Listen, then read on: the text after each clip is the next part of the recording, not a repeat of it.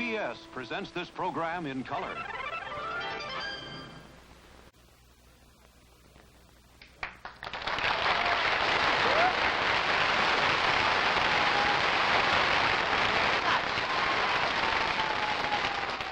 Thank you. My name's Jayne Meadows, and I've got a secret.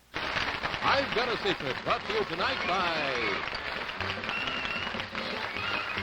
the new luxury length in filter cigarettes. Filter tipped, pell-mell, packaged in gold. Outstanding, and they are mild. Impossible. Can't be done. Okay, watch. Without tasting it, I'll pick the filter cigarette that tastes best. There, the long one. Filter tip pell-mell. Same Pall-Mall tobacco? Identical. Pell-Mell's famous length and a filter tip. Tastes great. Discover the luxury length cigarette. Filter-tipped pell-mell, packaged in gold. Outstanding, and they are mild. From New York, here it is, I've Got a Secret, starring Steve Allen.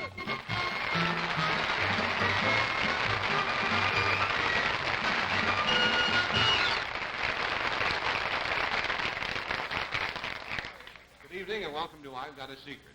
I'll be through shaving this fella in just a minute here. It's a real razor and it's a real fella and he's in real trouble too. But in the meantime, let's meet the members of our panel. First, here is Betsy Palmer. Next, Bill Cullen. Then Bess Meyerson. And finally, of course, Henry Morgan.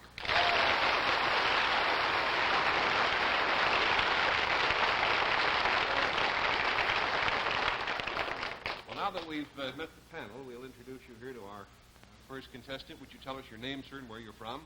Mark Roberts. I'm from Long Island City, New York. Mark Roberts. Okay. Now you've had your shave. Let me ask you this. How would you like to have your hair cut? Oh, just a little off the top. Not too much. All right, fine. Now let me just check this and make sure I'm doing it the right way. Just a second. Right. Is that sort of the general idea, sir?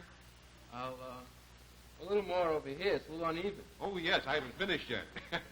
Now, would you mind, before we scare the panel to death, because I really am cutting real hair, would you mind whispering to us why you are having your hair shaved? Uh-huh.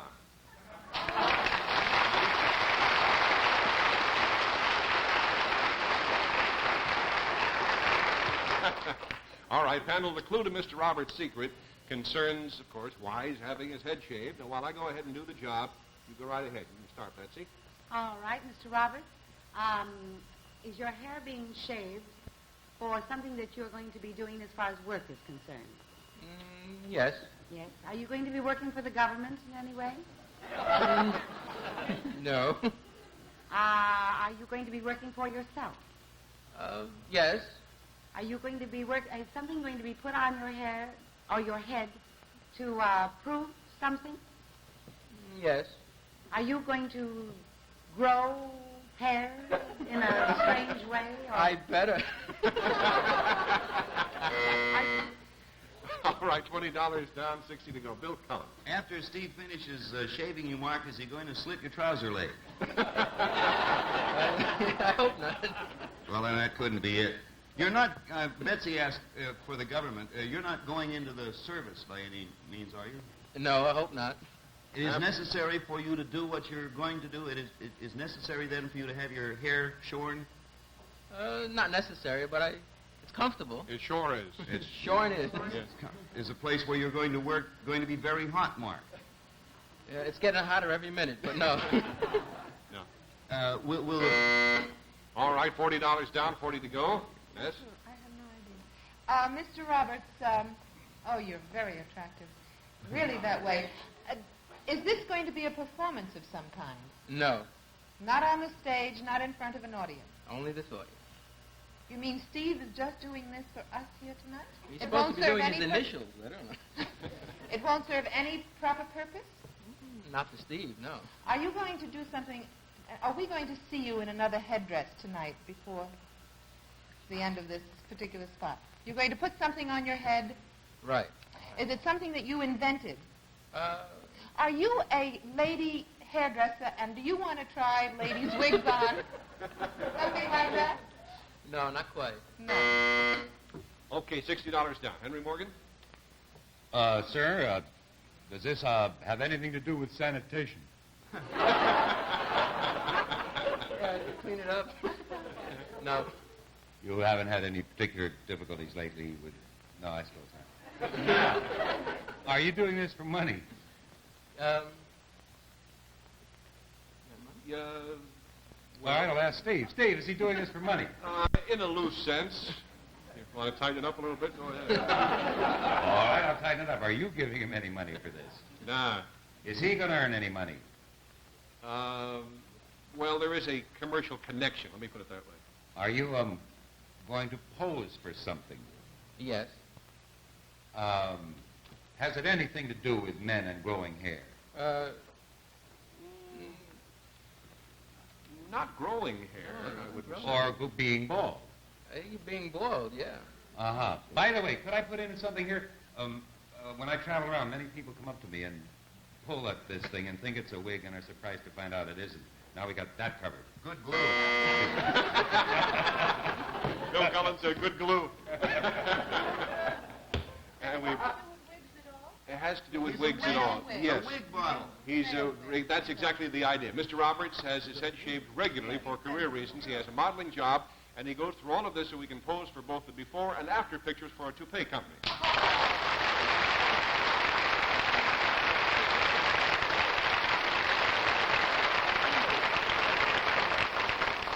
I could have cut off a little more, but I chickened out. I didn't want to, it's better to go not far enough than too far. Mr. Roberts, wouldn't it have been easier for the toupee company to hire somebody who's already bald? Why do they have you do this work?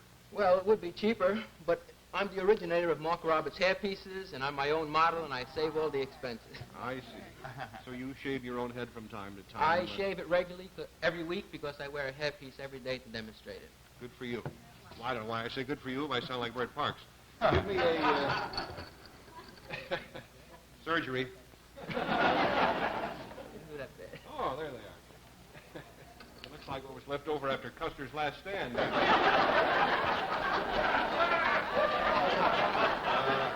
But these, I assume, are 4 of your hair pieces. Yes, 4 of them that I wear sometimes. Would you put them on and model them for us, since you do that for Righty. a living? All right. There you go. I'll start you off. You can shove them around there. This is Mr. Steve Allen.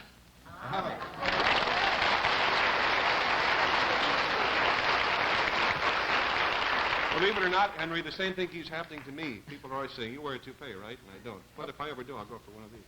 And this is just a simple little collegiate-type hairstyle.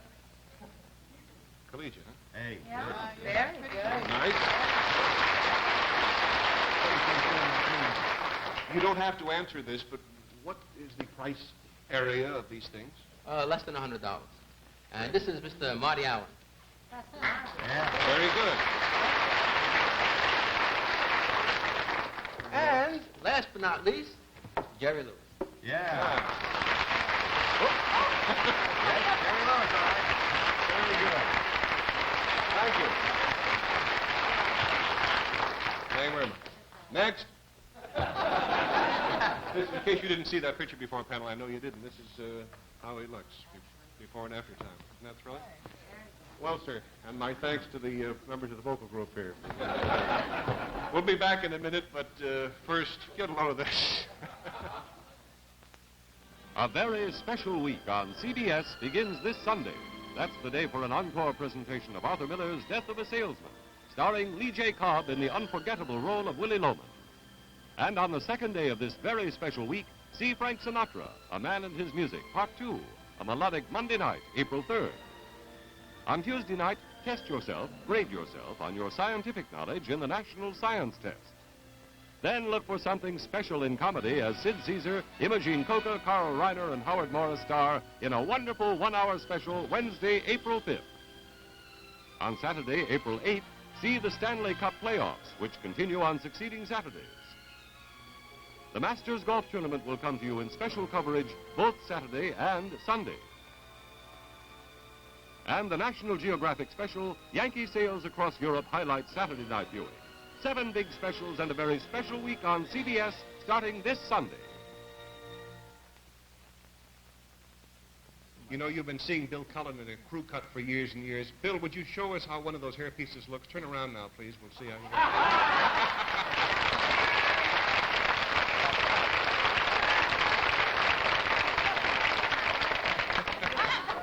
you look like Dagwood Bumstead. Dagwood Bedstead or something. Well, anyway, we better play the game here. May we have our next contestant, please?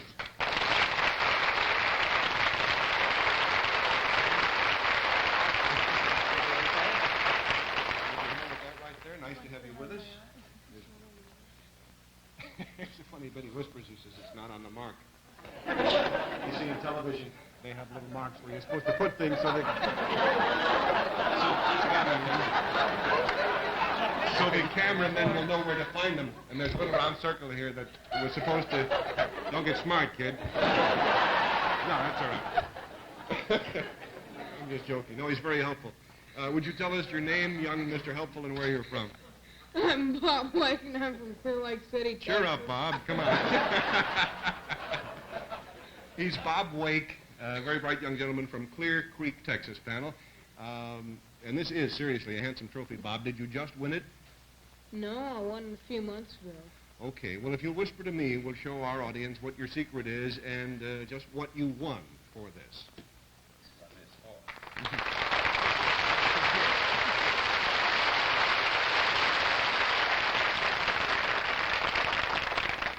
The clue to Bob's secret panel is obviously this magnificent cup, and we'll begin the game this time with Henry Morgan.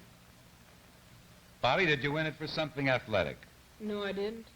Did you win it in anything connected with school? Yes. Must have been something a little unusual. Was it connected with ordinary classwork? Yes. Well, that isn't very unusual, is it? Were you the leader of something? He was the best of something. All righty. The winner. Yeah. Is it a big school, by the way? Yes. Were you the best in the whole school for whatever this thing was? Yes. Were you the best in more than one thing? No. $20 down. Good start, Henry. Betsy. Bobby, was anyone else involved in the winning of this cup? I mean, say, for instance, did you debate with another person? Well, there was an element of competition with others, if that's what you mean, Betsy. Does it have to do with an English class more than any other kind of class? Yes. Does it have to do with spelling? Yes, it does. Did you win the spelling bee of some sort? Yes, I did. You were the best in, well, what more could we go for? The United States. Well, Yes, the United States. that's it.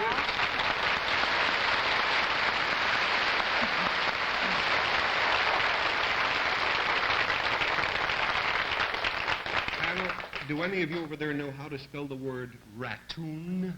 Huh? Ratoon. R-A-T-O-O-N. That's R-I-G-H-T. How do you like that? Well, Bob could spell it, too, because, in fact, he had to do that in order to win this year's, as you've already figured out, National Spelling Bee and be the U.S. Spelling Champion. Yes, Henry? Bobby, I saw this in the paper and it quoted you. I didn't recognize you because your picture wasn't with it. Did you really say when they asked you how you learned to spell that it was because of your wonderful slave-driving mother? Yes, I did.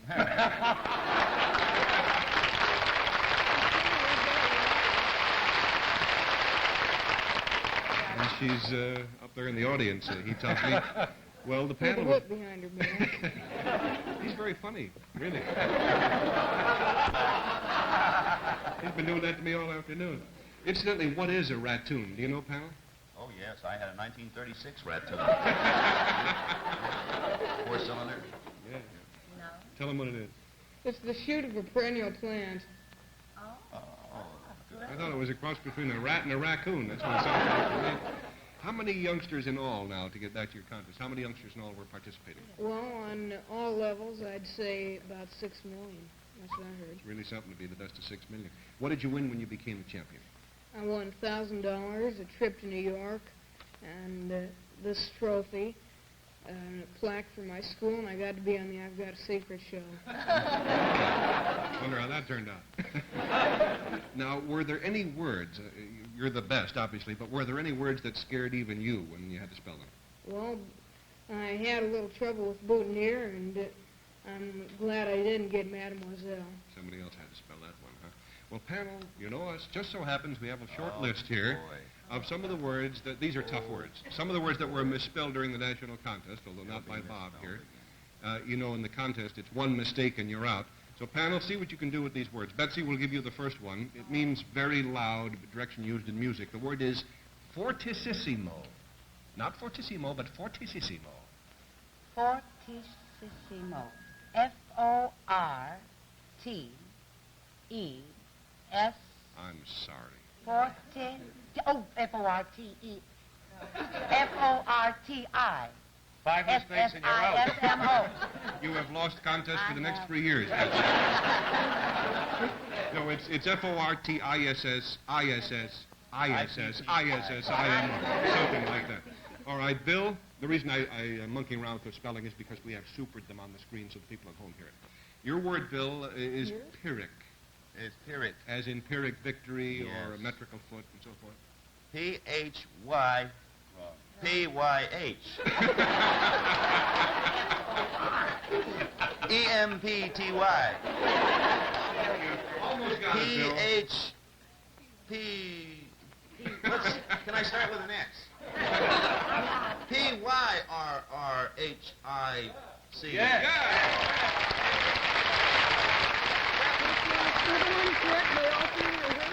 That's funny. Okay, Bess, here's your word. Means 1,000 years. Millennium. Millennium. Can this be a team effort? Millennium, M-I-L-L-E-N-I.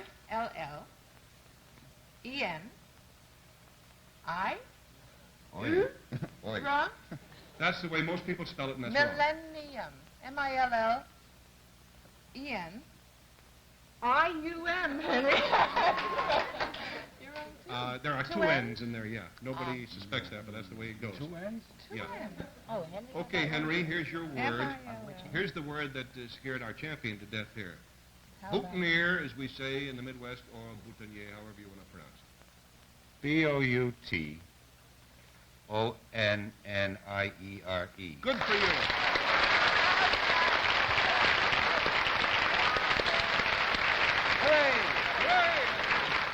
Well, Henry, you're a good speller, and Bob, you're a champ. It's always a pleasure to meet a champ. Thanks for being with us tonight, and congratulations on your achievement. Thanks very much.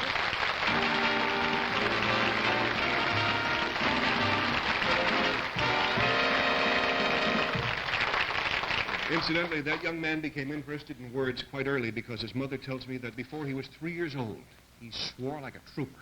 No, just said that to see if you're paying attention. Before he was 3, he was reading and spelling. It was amazing right from the beginning. We'll meet our special guest for the evening in a minute after this message. All right, Mr. Conroy, here it is, the big question. What gives tarleton the taste worth fighting for? Tarleton tip. It makes tarleton tobacco taste even better. That's right! Tarleton's got a charcoal tip and a white one, too. Together, they improve Tarleton's fine tobacco taste. Congratulations. You sure know your cigarettes. Well, all I know is us Tarleton smokers would rather fight than switch. Tarleton. Now it's time to meet our special guest for the evening. Here is your good friend and mine, Miss Jayne Meadows.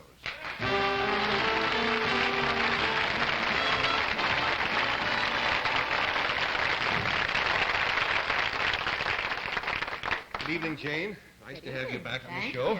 Tell me, what brings you to New York? Well, actually, I accompanied my husband, who does his TV show from New York. The lucky son of a gun. Well, I'm so glad you feel that way about it. I see you brought some papers out there in your hand, and I assume that it has something to do with our friends in the panel, It does indeed. I have some interesting questions here, Steve, and I think ones that might prove quite revealing when I ask them of you and the panel. And now, we've known each other for a long time, all of us, and I think these questions will prove just how much attention we've paid to each other through the years. Sounds fascinating. How do we begin? You ready? Mm-hmm. Well, I'll ask the questions, and all you have to do, panel, and Steve, is write your answers in numbers on the blue papers in front of you, all right? I see. Then five. We write down a number 1, 2, 3, 4, 5. Yes, if that's the way you want to do it.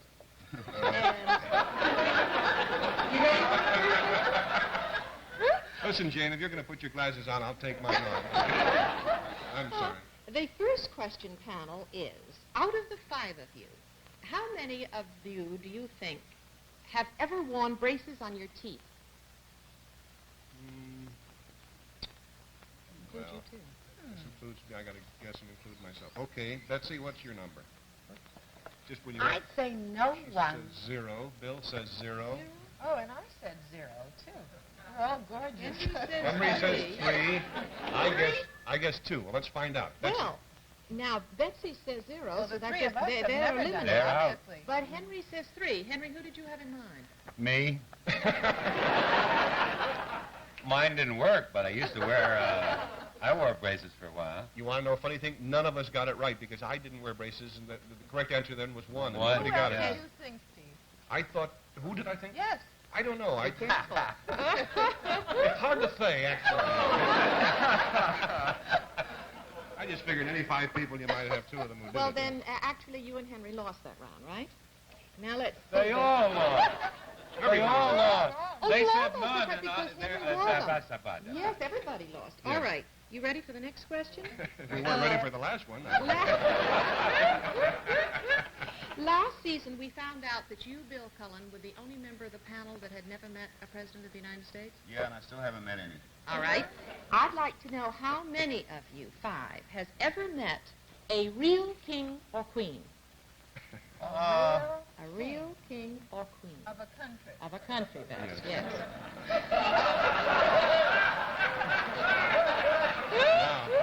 No names, please. No names. Can't count the King of Swing or anything like that. Okay, let's see now. Got it all figured out? All right, Betsy says 2. Betsy says 2, Bill Yes. says 0, Bess says 0, Henry says 2, and I say 2. All right. Betsy, have you ever met any royalty? A king or a queen? No, but I figure that Steve has and Henry has. Bill that's interesting. apparently has not. What about you, Bess? know, I met a king. I forgot all about Well, you meet one king, you've met them all. You know. Who did you meet? The king, he Boy, was is he gonna just love this. here again. I met, well, it was out of context. Faisal? No, not Faisal. Boy, what a wrong number. He's a friend of King Philip. I don't know, No, sure. The King of Belgium. Oh, he's good. Oh, I met him. He's a very impressive king. As a matter of fact, you'll read an article about him in Reader's Digest called The Most Unforgettable Character I Ever Met. You know what? When we met him on that boat, I thought to myself, gee, that man looks familiar. And I thought, I bet I've worked with him on television. Okay, that's... Now, we haven't gotten to Henry. Well, that's Henry? at least we have one right there. Yes. Yes, that's right. Well, sort of right. Well, 2 Now, so far, yeah. You had nothing up All there. right, I know what I I'm have wrong. two. I met a queen once.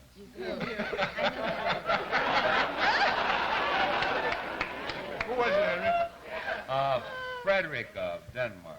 Oh, What? lovely. yes. Of Greece.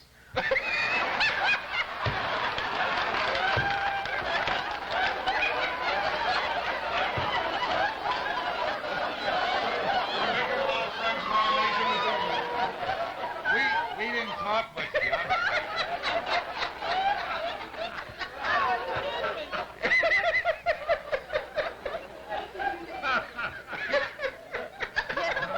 Henry said 2, though. Who do you think was the other person that met a king or queen?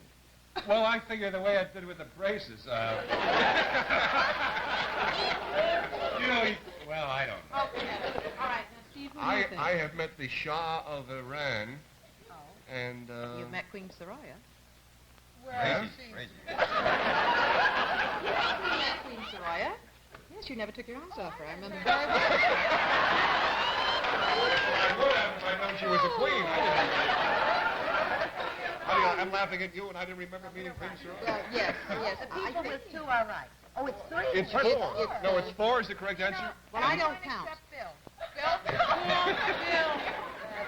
Let's get back to President. Okay, we all blew that one. What's the next question, Now, the Jane? next question. Before the show, I asked Betsy and Bess to bring your pocketbooks out with you to the panel. And the reason is that I would like to know how many of you 5 has over $25 in either your pocketbooks or your wallets. Would you show us right now? Okay, I got my number. What's your number there, Betsy? Of all five of us. Well, all five. Yeah. I'll put 5 down. 5 down. Have over Okay, 25 Bill down? Cullen says... 4. 4.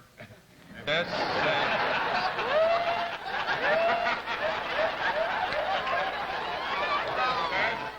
What's your number, Bess? 4. I said 4 because Henry asked me if I'd give him a lift. And Henry says 3 because he asked for the And lift. I say 2. Nothing personal, gang.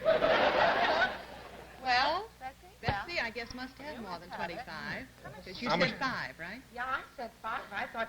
How much do you have on you? Anybody was a deadbeat around here. Well, you obviously... Mine are all singles. It'll take me to next week's show to count. Are they 25? How much have you got, Beth? I have 25. You have 25. And Henry? I'm not sure whether I do or not. $37. Hey, and he asked for a lift home? Hey, you know what? How much are you? I don't know what this. I've got about 32. In round numbers, $7. Yes. I got a secret for you. Yeah? All 5 of us are going to get mugged on the way home.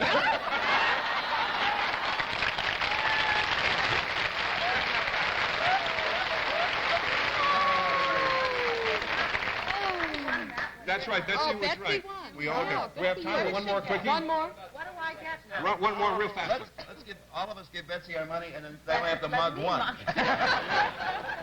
I guess, oh, shucks, we don't have time for any more. Dear. But one of the cameramen has a set of dice. We'll see you in just a minute. We'll be back in that minute after this. What the question? Bill has a 0 up. He doesn't care what the question The is. next is a good one. That's my husband, Edgar. Once every month, just like clockwork, Edgar pays the bills, which, needless to say, doesn't exactly make him overwhelmed with happiness. How's it coming, honey? Well, anyway, as Edgar is paying these bills, he also, just like clockwork, writes out a check each month and sends it into our savings account at our Savings and Loan Association. We call it the pay ourselves to method, and it's the only way we've ever been able to save regularly. Why Savings and Loan Association? They're the specialists in saving. Over the years, they've paid better returns on savings than any other type of financial institution. Almost done, honey? Oh, good. Like I say, Edgar does not like paying bills. But when it comes to paying ourselves, it's a different story. Where you save does make a difference. Well, we're going to put our $147 all into one pot and then bet it on the high hand tonight, which was the 2 kings and a queen. That's about the best I can come up with on short notice. We'll see you all next week. Bye, everybody. I've Got a Secret has been brought to you tonight by the Savings and Loan Foundation on behalf of the Savings and Loan Association, serving America.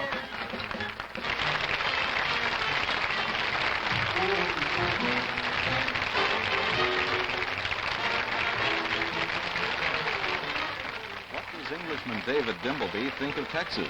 What impression does Texan Dan Rather have of England? Find out.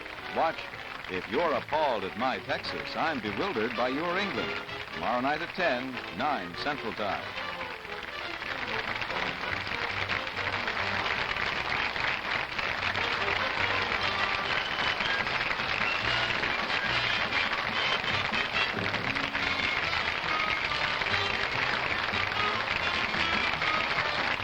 This program was pre-recorded. This is John Cannon speaking.